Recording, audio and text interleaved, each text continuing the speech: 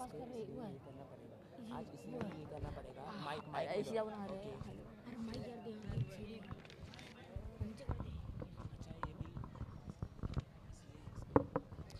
बिस्मिल्लाहिर्रहमानिर्रहीम। अब ट्रिपल तलाक पर गुफ्तगू होगी। तमाम एमपी से गुजारिश है कि उनको जितना वक्त दिया गया हो उससे अपनी बात लंबी ना करें। तो शुरू करते हैं। बिल के सिलसिले में रविशंकर प्रसाद को सबसे पहला मौका दिया जाता है। माननीय अतिथि जी, जैसा कि आपने कहा, ये बिल ये बहुत महत्वपूर्ण विषय है। आज के इस बिल का ताल्लुक ना किसी आस्था से है, ना किसी जमात से है, ना किसी पार्टी से है, बल्कि इसका ताल्लुक इंसानियत और इंसाफ से है। स्पीकर साहब, आज पूरे हिंदुस्तान के लिए फख्र का दिन है, क्योंकि आज हमारे प्रधानमंत्री जी की कोशिशों से ट्रिपल तलाक का बिल पास कर दिया जाएगा। मुस्लिम औरतों पर जो जुल्म होता है, ए बैठ जाओ, क्या बोल रहे हो आप? बैठ जाओ। ए इंसानियत और इंसाफ की बात चल रही है, बैठ जाओ, बैठ जाओ, ए बैठ जाओ। साहब आप बैठ जाइए, खामोश रहिए। मुस्लिम औरतों पर जो जुल्म होता है कि उन्हें एक ही मर्तबा 3 बार तलाक देकर उन्हें डाइवोर्स दिया जाता है, उसके खिलाफ हम ये बिल पास कर रहे हैं। इस बिल के पास होने के बाद कानून बनेगा कि जो मुस्लिम मर्द अपनी बीवी को ट्रिपल तलाक देगा उन्हें 3 साल जेल जाना पड़ेगा। जय भारत।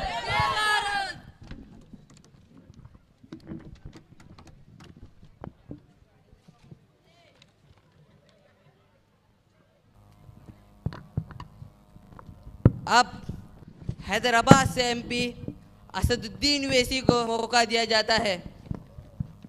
सबसे पहले मैं स्पीकर साहब का और इस ऐवान में शामिल तमाम एमपीज का शुक्रिया अदा करना चाहता हूं कि इतने बड़े मसले पर एक मुसलमान एमपी को बोलने के लिए 3 मिनट तो दिए, सिर्फ 3 मिनट।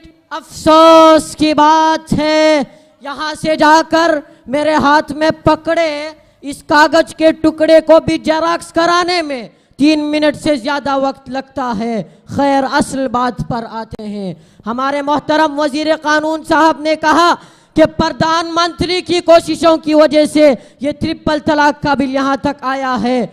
मैं सबसे पहले उनसे कहना चाहता हूँ कि वाह वाह, ये जानकर बहुत खुशी हुई कि हमारे प्रधानमंत्री को दूसरों की बीवियों पर होने वाले जुल्म की इतनी फिक्र है। काश के इतनी ही फिक्र खुद अपनी बीवी के बारे में। बैठ जाओ, बैठ जाओ, बैठ जाओ। स्पीकर साहब, बिठाइए उन्हें, सर उन्हें बिठाइए। अरे सच्चाई सुनने में तुमको इतनी तकलीफ क्यों होती है? थोड़ा सब्र करो, जरा सुनने की आदत भी डालो, ये बात भी तुम्हारे अंदर वहीं से आई होगी। वैसी साहब, हमने आपको ये सब कहने के लिए मौका नहीं दिया था। ठीक है स्पीकर साहब, आप कहते हैं तो खामोश हो जाते हैं। हमें तो बस हमारी गुजरात वाली भाभी की फिक्र हो रही थी। मोहतरम स्पीकर साहब, सुप्रीम कोर्ट का फैसला आया कि ट्रिपल तलाक देने से तलाक नहीं होगी, और आज के इस बिल में ये बात पास की जा रही है कि हर मुस्लिम मर्द को ट्रिपल तलाक देने से 3 साल की सजा होगी। अकॉर्डिंग टू सुप्रीम कोर्ट, जब तलाक ही नहीं होगी तो फिर सजा किस बात की? सर, ये झोल समझ में नहीं आ रहा है। ये बिल जुल्म को क्या रोकेगा? स्पीकर साहब, ये बिल खुद एक जुल्म है। शुक्रिया। अब एमपी नटराजन को मुकर्रर वक्त में अपनी बात रखने का मौका दिया जाता है। अध्यक्ष महोदय, अफसोस की बात तो यह है कि इस देश के मुसलमान अपनी महिलाओं को तलाक की रस्सी से लटकाए रखते हैं। क्या ये इंसाफ है कि किसी महिला को बिना सोचे समझे कोई मर्द 3 बार तलाक देकर अपनी जिंदगी से निकाल दे? ये कैसे हो सकता है? क्या मुसलमानों के पास शादी का रिश्ता इतना कमजोर है कि उसे एक घड़ी में खत्म कर दिया जाए?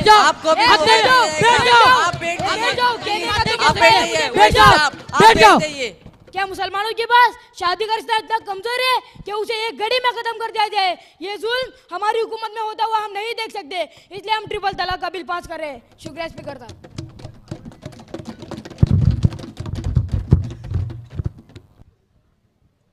अब ऑपोजिशन पार्टी से एमपी डॉक्टर सुरेश को मौका दिया जाता है। स्पीकर से हमारे मुअज़्ज़ज़ एमपी नेतराजन साहब जुल्म पर अफसोस का इजहार कर रहे थे। वो कह रहे थे कि मुसलमानों में शादी का रिश्ता कमज़ोर है। स्पीकर साहब, मैं आपके माध्यम से हुकूमत को बताना चाहता हूं कि मुसलमानों में शादी का रिश्ता जितना मजबूत उनके पास है वो हमारे पास भी नहीं। इस्लाम में शादी निकाह के जरिए होती है और अगर इनको तलाक देनी हो तो इसका भी एक मुकम्मल प्रोसीजर है और ये औरतों के खिलाफ जुल्म नहीं बल्कि उनके हुकूक की हिफाजत के लिए है। मुझे बताइए, अगर कोई मर्द और औरत एक साथ नहीं रह पा रहे तो उनको ज़बरदस्ती एक साथ रहने पर मजबूर करना क्या ये जुल्म नहीं है? ये जुल्म की बात करते मैं इनको बताता हूँ कि जुल्म क्या है।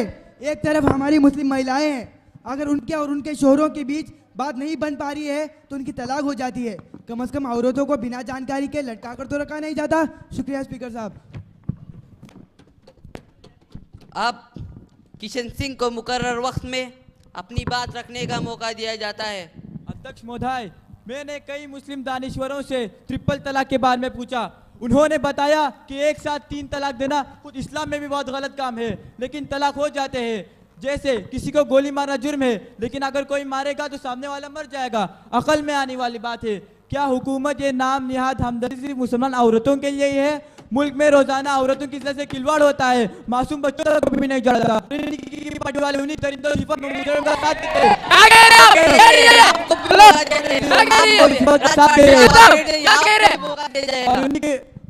और उनके गोरक्षक उन मासूमों के घर में घुसकर उनको मार डाला। उसकी बीवी मुसलमान, उसको कौन इंसाफ दिलाएगा?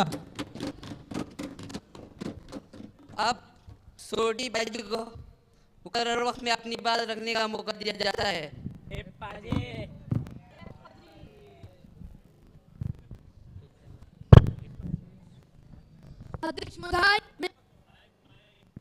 अध्यक्ष महोदय, मैं आपके माध्यम से चंद बातें कविता के जरिए पेश करूंगा। बात चली थी भारत को डिजिटल इंडिया बनाने से, बात चली थी भारत को डिजिटल इंडिया बनाने से, बात चली थी बुलेट ट्रेन चलाने से, बात चली थी 56 इंच का सीना दिखाने से, बात चली थी न खाने से और खिलाने से। कहा गई और 100 दिन में काले धन की बात पिछले 4 साल से देश की जनता सुन रही है सिर्फ रेडियो पर मन की बात।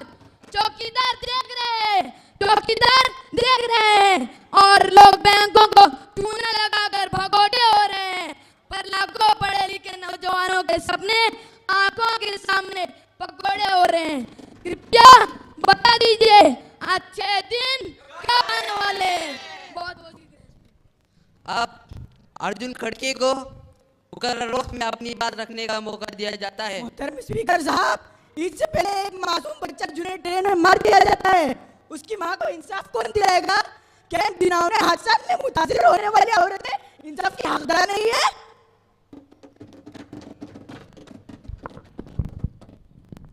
अब ऑपोजिशन पार्टी से एमपी गुलाम नबी आजाद को मुकर्रर वक्त में अपनी बात रखने का मौका दिया जाता है।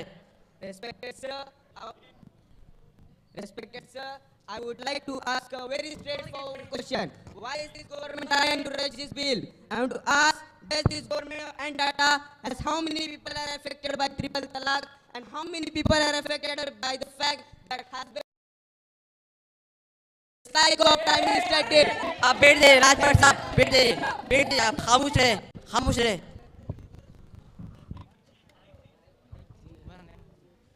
अब राजपाट को मौका दिया जाता है। अतिथि महोदय, आज के इस ऐवान में बात एमपी जो बड़े जोश से कह रहे थे कि इस्लाम औरतों को इंसाफ दिलाता है। अगर ये सच है तो हलाला के बारे में क्या कहेंगे? हलाला के अंदर होता है अगर कोई मर्द अपने बीवी को 3 बार तलाक देता है, फिर उससे दोबारा शादी करना चाहता है, तो पहले इस औरत को दूसरे मर्द के साथ शादी करनी पड़ती है। क्या है अजीब तरह की बैठ जाइए आप तो बैठ जाइए।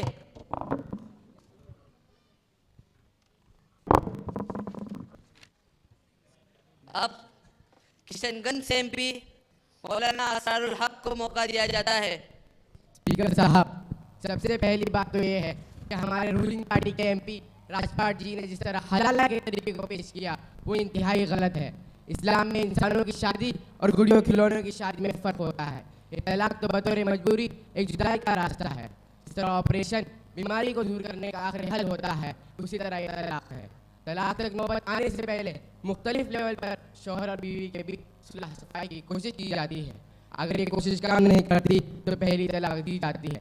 इसके बाद इनको एक अरसा गुजारने का हुक्म दिया जाता है, इंतजार किया जाता है कि शायद बात बन जाए। फिर शौहर अपनी पहली वाली बीवी से इसकी रजामंदी के साथ दोबारा निकाह के बंधन में बन जाता है।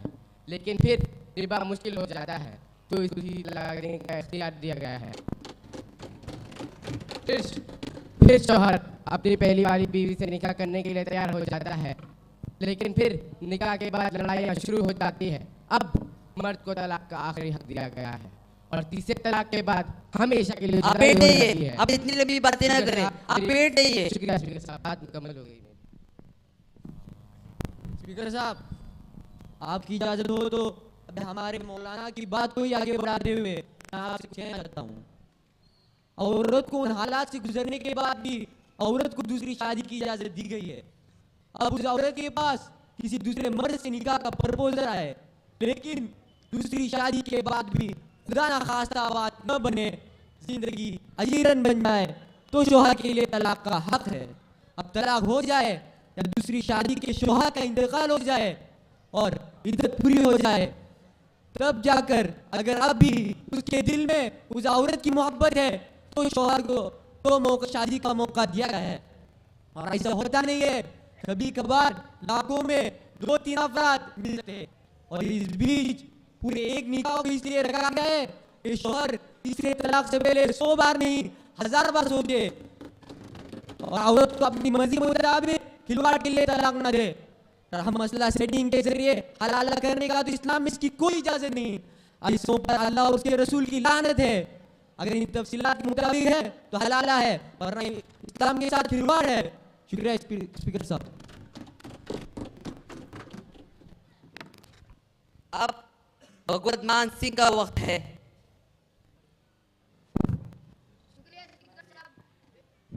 शुक्रिया स्पीकर साहब, आपने मुझे 5 मिनट का मौका दिया। चले 3 मिनट आप ही रख लीजिए, मुझे सिर्फ 2 मिनट का मौका दीजिए कि अपने बात को मैं कविता के जरिए बता दूं। देश में नफरत की राजनीति का बोलबाला है, देश में नफरत की राजनीति का बोलबाला है।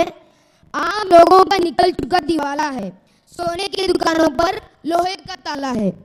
देश में नफरत की राजनीति का बोलबाला है, आम लोगों का निकल चुका दिवाला है, सोने की दुकानों पर लोहे का ताला है। आज सख्त हर रोज डर माहौल में रहते हैं। सरकार जी बता दीजिए क्या इन्हीं को अच्छे दिन कहते हैं? छोटा व्यापारी और किसान हो चुका है दिवालिया, छोटा व्यापारी और किसान हो चुका है दिवालिया। 9000 करोड़ लेकर विदेश में बीते मना रहा है कोई मालिया। दुश्मन हर रोज बॉर्डर पार कर रहे हैं, हर रोज हमारे नौजवान मर रहे हैं। 10 सिर काट कर लाएंगे अगर वो एक काटते हैं, लेकिन मोदी जी तो नवाज शरीफ का बर्थडे का केक काटते हैं। एक तरफ हैप्पी बर्थडे टू यू, दूसरी तरफ खून की दरिया बहाते हैं। मैं पूछना चाहता हूँ सरकार जी, क्या इन्हीं को अच्छे दिन कहते हैं? काले धन के बारे में कुछ लिखता हूँ तो कलम रुक जाती है, काले धन के बारे में कुछ लिखता हूँ तो कलम रुक जाती है। 15 लाख रकम लिखने से पहले स्याही सूख जाती है। और हुआ तो जुमला निकला, अब तो शक है कि चाय बनानी आती है। 15,000 लोगों के पास पानी नहीं है पीने को, क्या रेडियो पर ही सुनते रहे चौपन की सीने को। अब पंजाब की बारी है, पंजाब में शरियाम नशा दिखता है, पंजाब में शरियाम नशा दिखता है। एक बाप अपने नौजवान बेटे के कफन पर मंत्री जी के लिए मेमोरेंडम लिखता है। क्या अभी भी आपको कुछ गलत नहीं दिखता है? पंजाब के पानियों के साथ इंसाफ कीजिए, पंजाब के किसान का कर्जा माफ कीजिए जो हर रोज फांसी पे लटके हुए पेट पे लटकते रहते हैं। मैं पूछना चाहता हूँ मंत्री जी, इन्हीं को अच्छे दिन कहते हैं?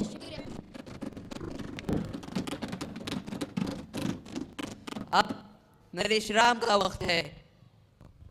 स्पीकर साहब, मैं आपकी जानकारी में यह बताना चाहता हूँ कि मुस्लिम वाली में ट्रिपल तलाक अलाउ नहीं है, जैसा कि हमारे प्रधानमंत्री ने कहा, इस पर सजा मिलती है। इसके अलावा ये हिंदुस्तान है, यहाँ सभी को यहाँ के कानून से हिसाब लेना होगा वरना वो किसी दूसरे मुल्क चले जाए। ऐसा नहीं हो सकते, बैठ जाइए। आपको भी मौका दिया जाएगा। स्पीकर साहब बैठ जाइए। सबसे पहली बात, ये मुल्क मेरे बाप का है, हिंदुस्तान मेरे बाप का है। जब अंग्रेजों के खिलाफ आज़ादी की लड़ाई हुई तो मेरे बाप दादाओं ने भी हिस्सा लिया, और जब इन्हें ऑप्शन दिया गया या तो पाकिस्तान चले जाए तो इन्होंने हिंदुस्तान में रहना पसंद किया। स्पीकर साहब, इस युवा में किसी को हिम्मत नहीं होनी चाहिए कि वो मुझसे ये कहे कि वो मुझे मेरे मुल्क, मेरे बाप के मुल्क से निकल ले। Honorable MP wants to talk about law. I want to tell him, sir, I want to tell him, go and read the constitution first. Our great country's constitution says every citizen has right to follow his or her religion. हम हमारे आईली कवानीन और personal law को आप पर थोप नहीं रहे हैं। हम आपसे इतना कह रहे हैं, लंबी बातें न करें। मैं आपकी बात खत्म कर रहा हूँ। हम आप अपनी आईली कवानीन और पर्सनल लॉ को आप पर थोप नहीं रहे हैं। हम आपसे इतना कह रहे हैं, आप हमारे आईली कवानीन के अंदर बराए करम दखलंदाजी न करें। अगर आपने ऐसा किया तो हम एक कानून के रास्ते से इसका भरपूर मुकाबला करेंगे।